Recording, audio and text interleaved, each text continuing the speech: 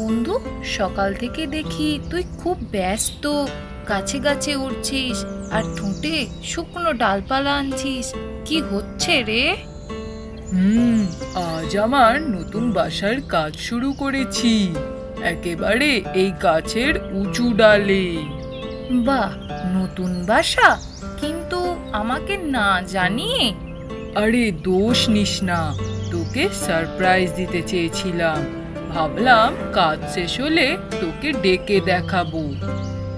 হুম, আমি না থাকলে তোর বাসার ছাদে গর্ত থেকে যেত, তখন বৃষ্টির পানি ঢুকে প্যাচ প্যাচ করবে। ঠিকই বলেছিস, চল এখন তুই আয়, একসাথে সাজাই। ঠিক আছে, কিন্তু শোন, আমি চাই বাসার সামনে ছোট্ট এক ঝাড় ফুল থাকুক। প্রতিদিন ঘুম থেকে উঠে মধুর গন্ধ পাবো। উফ, দারুণ আইডিয়া! তুই না থাকলে এসব ভাবনাই আসতো না। তাই তো, আমি আছি বলেই তোর বাসা হবে গাছের সেরা বাসা। ঠিক বলেছিস। আচ্ছা বন্ধু, তুই কি এবারও বাসার ছাদে পাতা দিয়ে চাঁদের নকশা আঁকবি? অবশ্যই, আর তোর জন্য এক কোণায় ছোট্ট তারা এঁকে রাখবো। রাতে উড়ে এসে আমরা একসাথে তাকিয়ে থাকবো। একদম রাজি। আমাদের বাসা হবে যেন আকাশ, চাঁদ আর তারা ভর্তি।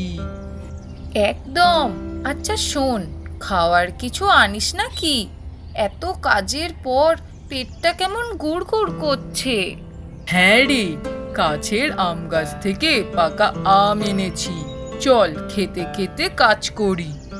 দারুণ, কিন্তু সাবধানে খেতে হবে।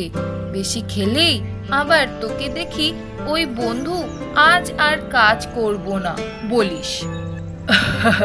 ঠিকই বলেছিস, কিন্তু খাওয়ার পর বিশ্রাম নেব না। আজ রাতে বাসা শেষ করব। কারণ কালকে সূর্যোদয় আমরা দেখব আমাদের নতুন বাসা থেকে, তাই তো? হ্যাঁ, আর তখন একসাথে গানও গাইবো, আমাদের বাসা আমাদের সুখের ঠিকানা।